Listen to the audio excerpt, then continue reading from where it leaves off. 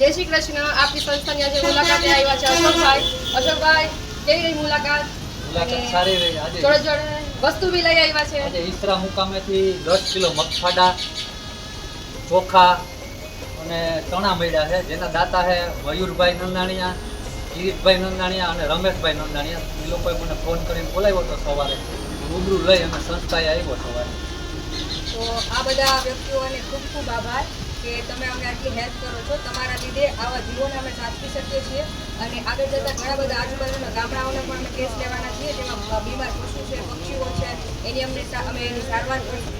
અને આપણી સંસ્થાને અત્યારે ખાસ કરીને સહયોગની જરૂર છે. લોકોના સહયોગ વગર આપણી સંસ્થા આગળ નહીં વધી શકે. તમે લોકલ પુરસ્કાર પણ આપી શકો છો.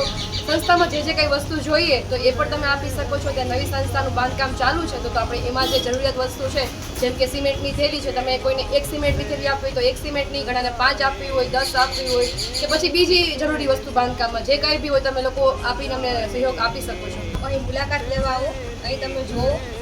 જરૂરી નથી કે તમે કંઈ દાન આપો, તમે અહીં આવીને તમે ખાલી વિઝિટ કરશો ને તો પણ તમને અહીં સુકૂન મળશે. જય શ્રી કૃષ્ણ.